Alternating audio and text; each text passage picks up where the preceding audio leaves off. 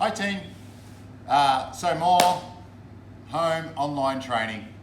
It is what it is, but as long as you do it, you're going to keep progressing with your jiu-jitsu and you're going to stay healthy.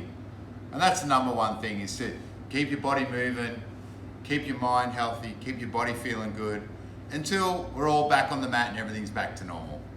This video is great to do while we all can't train, but it's actually a good idea to start to think about doing this as well when everything's back to normal, where you're training still.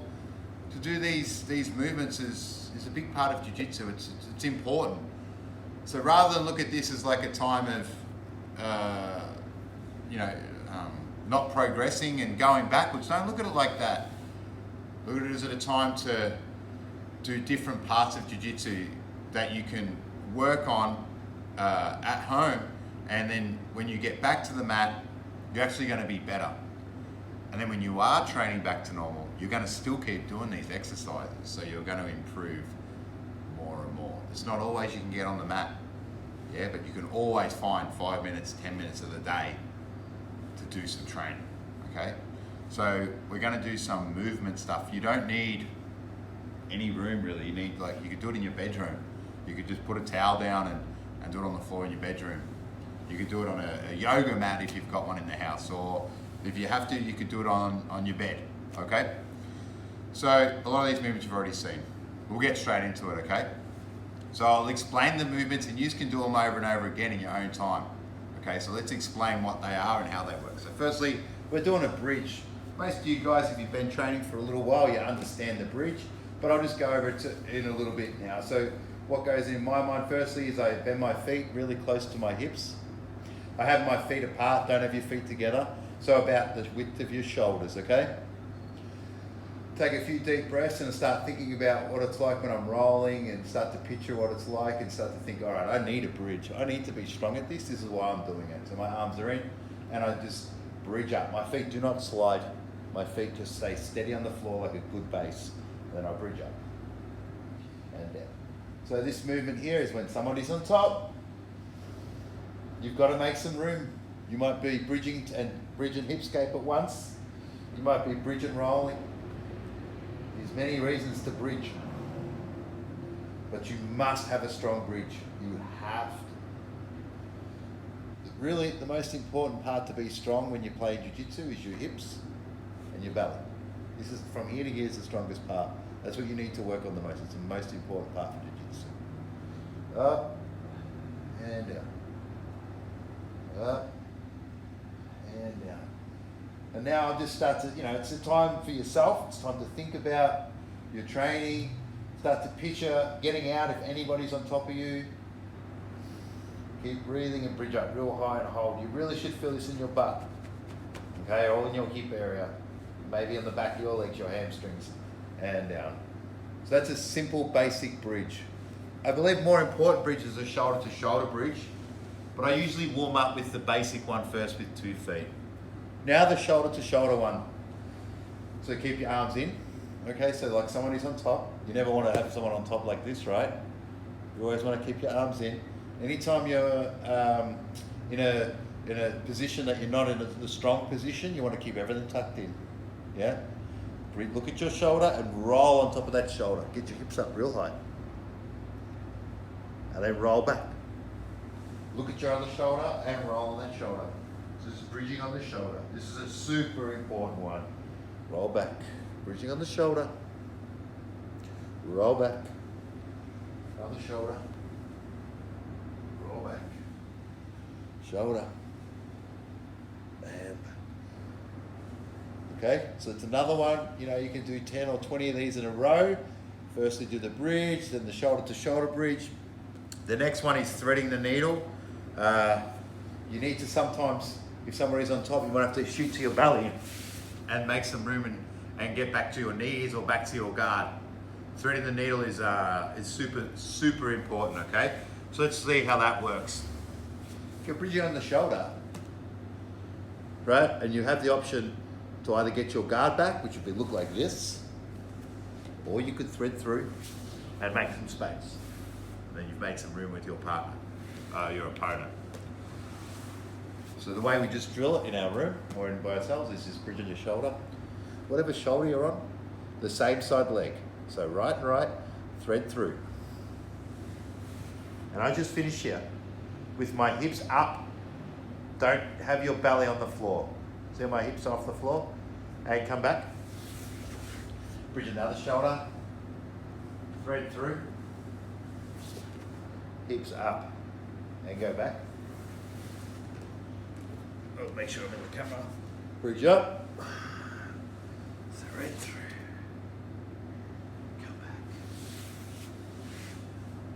Bridge up.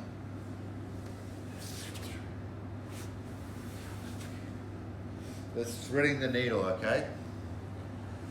Now, the one that we've done the week before we finished up classes was the technical stand-up, okay? Super important as well, as most of you know, like you might be on your back, your partner might be standing, you might have to get up to reshoot for your takedown, which would work well in a jiu-jitsu match, or you could use it for self-defense. If you're somebody standing above you, you've got to be, and get up. So, how the technical stand-up works. You always got to have one leg bent. That's the leg that's going to lift you. This is your hand behind. That's keeping you stable. It's very hard to stand up with both hands on the floor, off the floor. Both hands on the floor, you're very vulnerable. So you need one hand on the floor, one hand up. Okay. So the leg that's bent, that hand just sits on top. Okay. Lift your hip. Make sure your hand behind is close to your hips as well. Because if it's too far back, you lift your hip. Look how far my hip only goes off the floor. You move your hand close to your hip. See how much distance now I can lift my hip up, which makes room for my leg. Makes room for my leg to go to the back. Okay? So we're here, one bent leg, one straight leg. Put your arm on top, put your hand all the way close to your butt, raise your hip as high as you can. Lift your foot and switch sides. Hand, bent, hand up. Lift your hip, lift your foot, and back down. Switch, back, here. Lift your hip, lift your foot. Now the foot that lifts, touch your other foot, and go all the way to the back while you're still looking forward. Don't look down. And we're in our standing position. So now you could shoot your double. If you're in a jiu-jitsu match, you could, if you're in self-defense, you could run or you could do whatever you need to do. But we've got back to a safe position or a mutual position without putting ourselves in a bad spot. So we go back. Knee, hand, lift your hip, lift your foot, touch. As you come back down, it's good to go the same way that you come into it. Switch. It does take a little bit of mobility too, meaning like a bit flexible. But with practice, I'm sure all you guys can get it. So the final one, and lift your hip, lift your foot, touch, all the way to the back, and come back down. Okay? Now, rolling up on your knees is good when you're a guard player. Yeah, you might be playing guard here, and then you've got to come forward. Like a lot of the time, I'll be here, and I'll be playing guard, and there might be a bit of distance between my partner standing there, and I might come up and grab their legs and do some attacks that way. So what we're going to do, we're going to have one leg bent here. My other foot goes to my butt, yeah, close as I can. My opposite hand pushes my hip up, and I'm ready to come up. Now I'll stand if I have to, okay? Then I come back down. Then I switch sides. Because it's very hard to come, unless you're very flexible, come over your feet. So you're going to have one knee bent, one leg on the floor, and you come up on that knee, and then come back. Switch. And up. Switch. Up. Back. Switch. Back. So it looks like this from the other angle. So just picture me playing guard. Whoa, ready, attack. Yeah. And then I might come up and start to attack the legs or stand up, play a different guard, and then come back. If you can, you really want to challenge yourself. Try and come up without your hand touching the floor. At the moment, I've got a little knee injury, so I'm having trouble to do it. But if you can do it with all hands off the floor and end up in this position, great. Okay? I just got to give it a little push again. But if you can do it without your hands and come straight up, good for you.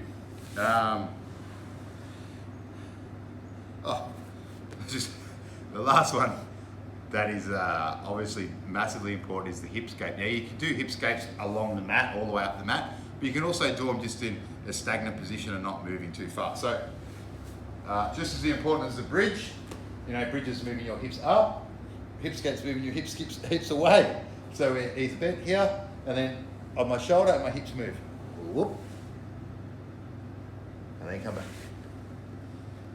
So instead of going straight up, look at my hips and just go back. Whoop. And back. Whoop. Yeah. Whoop. Yeah. Whoop. If you have the room, by all means, like, woo, up the mat is good too. But if you don't, you can just do them in isolation. Just one spot. Isolated in one spot. Boom.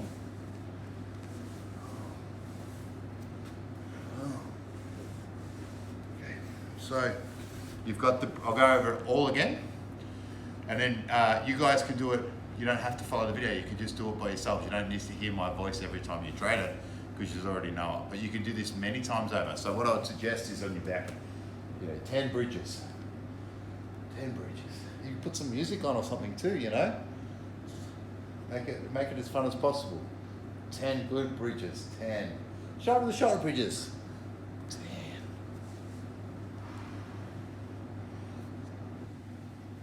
So you've done your basic bridges, shoulder to shoulder bridges, threading the needle. You could do 10. And then the technical stand up, you could do 10. And back. Other side. You can do it in front of the tally. Rolling up on the knees. While you're watching tally. Hip scape.